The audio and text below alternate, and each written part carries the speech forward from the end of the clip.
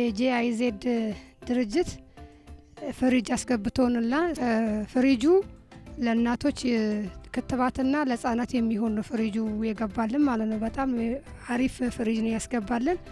እሱ ምንድነው ብዙ ችግር ነበር በፊት ከዚህ ወደ 8 ኪሎ ሜትር እየሄድን ክትባት እየወሰድን እናቶችም ሲቸገሩ ነበር ህፃናቶችን ተሸክመው እየመጡ። በአሁን ላይ ግን ያንን ችግር ቀርፎልን አቴኒ ታይም እናቶች ልጆቻቸውን እየያዙ እየመጡ ያንን ክትባት በፈለጉ ሰዓት እየመጡ ያንን አገልግሎት ያገኛሉ። ያንን ችግሮችን ቀርፎልናል። ለዚህ ድርጅት በጣም ምስጋናዬን ለመግለጽ እፈልጋለሁ ማለት ነው እኔ።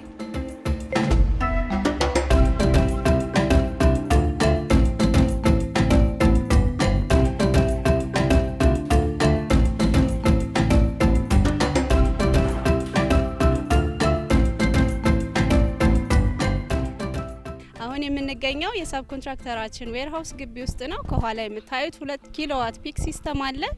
ለትሬኒንግ ፐርፐዝ ኢንስቶል የተደረገ ሲስተም ነው። ከፓርትነሮቻችን ከሚኒስትሪ ኦፍ ዋተር ኤንድ ኢነርጂ እና ከሚኒስትሪ ኦፍ ሄልዝ ቴክኒሻኖችን ትሬኒንግ እንሰጣለን ፎር ዘ ሴክ ኦፍ ካፓሲቲ ዴቨሎፕመንት እና ፕሮጀክት ሰስቴናቢሊቲ። ሶ ፕራክቲካል ትሬኒንጎች እዚህ የሚሰጡ ይሆናል። ጂአይዜድ ኢነርጃይዚንግ ሄልዝ ፕሮጀክት 156 ሳይቶችን በ4 የኢትዮጵያ ክልሎች ላይ ኢምፕሊመንት የሚያደርግ ይሆናል። ዛሬ ማሳያችሁ 2 ኪሎዋት ኢንቨርተር የሶላር ሲስተም ኢንዴቭ በእኛ ወርክሾፕ ያስተከለውን ነው ማሳያችሁ። ይህ የሶላር ሲስተም 4 ሜን ፓርቶች ይኖሩታል። ጣሪያ ላይ የሶላር ፀሐይ መቀበያ አለን። በመቀጠል ኢንቨርተር ዊዝ ቻርጂንግ ኮንትሮለር አለ። የዲስትሪቢዩሽን ቦርድ አለ። ባትሪ እና የሎድ ሶኬት ይኖራል። ዛሬ በቀላሉ እንዴት አድርጋችሁ መጠቀም እንደምትችሉና ቅድመ መከላከል ጥንቃቄ እንዴት እንደምታደርጉ አሳያችኋለሁ። ሶላር ፓናል የመጀመሪያው የኃይል ምንጭ ነው። የሚያገለግለን የፀሐይን ኃይል ተቀብሎ ወደ ኤሌክትሪሲቲ የሚቀይር ነው።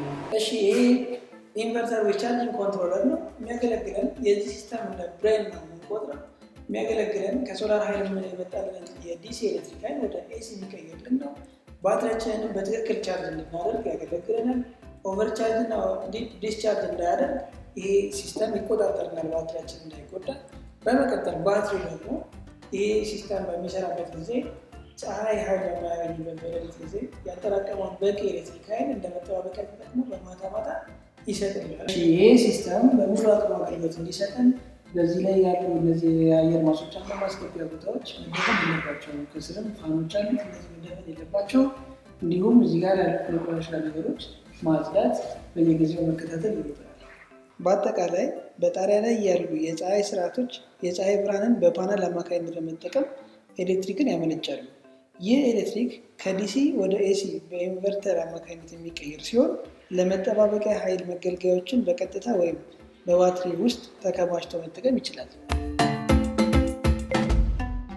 ይህ ሶላር በፀሐይ ኃይል የሚያመነጨውን ኤሌክትሪክ ወደ ኤሌክትሪክ ኃይል የሚሰጠንን በንጽህና ጉድለት እዚህ ላይ ማመንጨት የሚችለውን ኃይል ማመንጨት አይችልም። ሁለተኛ ደግሞ እነዚህ የኤሌክትሪክ ማመንጫ ሴሎች እንዲቃጠልብን ያደርግናል። ስለዚህ እንዴት አድርገን መከላከል እንዳለብን ነግራችኋለሁ። ቢያንስ በሳምንት 1 ጊዜ፣ በወር ደግሞ 2 ጊዜ ቢያንስ መጽዳት አለበት። ይህንን አሳያችኋለሁ። በመጀመሪያ ለማጽዳት ንጹህ ውሃና ለስላሳ ጨርቅ ወይም ስፖንጅ ብቻ መጠቀም አለብን። ሲቀጥል ለፓናል ማጽጃ የሚያገለግለን ሌላ ኬሚካል እንዲሁም ሳሙና መጠቀም አይቻልም። በተቻለ መጠን የጽዳት ስራ መከናወን ያለበት የአየር ሁኔታው ቀዝቃዛ በሆነበት ሰዓት ማለትም ጠዋት ቢሆን ይመረጣል። ስናጸዳም እንደሚከተለው ነው። ለማንደርስባቸው የፓናሉ ክፍሎች ረጅም መጥረጊያ በመጠቀም በቀላሉ ማጽዳት ይቻላል።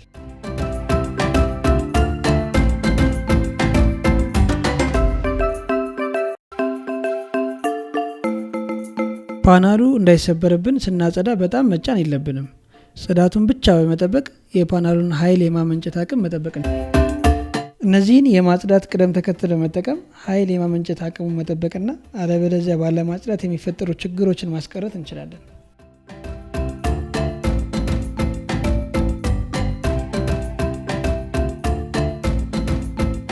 ሲስተሙ ማስጠቀም ከሚችለው አቅም በላይ ከተጠቀምን የሲስተሙ ባትሪና እድሜ ያሳጥረዋል። ለምሳሌ ስቶቭ፣ ማሞቂያ፣ ሞተር የመሳሰሉት ከፍተኛ ኃይል ተጠቃሚ እቃዎችን በፍጹም መጠቀም የለብንም።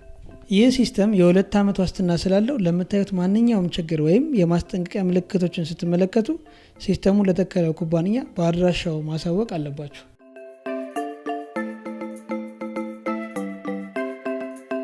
በእኛ ወረዳ የኤሌክትሪክ ችግር ቀበሌዎች ላይ በአብዛኛው አለ። ይሄ ችግር ደግሞ የጤና ስራ ላይ በጣም ችግር ያመጣብን ነበረ። ለክትባት መድኃኒት ማቀዝቀዣ የሚሆንና ፍሪጅ ለክትባት መድኃኒት ማቀዝቀዣ የሚሆንና ፍሪጅ ከገባልን በኋላ ብዙ ችግሮች ተፈቶልናል። እንደ ወረዳም መጀመሪያ ክትባት በአቅርቦት ማግኘት ያልቻሉት እዛው እንዲቀመጥላቸውና ህብረተሰቡ በፈለጉበት ጊዜ እንዲያገኙ ተደርጓል። ጤና ኤክስቴንሽኖችም ረዥም መንገድ በእግራቸው በመሄድ መድኃኒቱን ከጤና ጣቢያ በመውሰድ የነበሩት አሁን ግን እዛው ስላለ እዛው ስቶር አድርጎ አገልግሎት ወይም ተገልጋይ ሲመጣ እዛው አገልግሎት መስጠት ስለቻሉ ብዙ ችግር ተፈቶልናል ማለት ነው።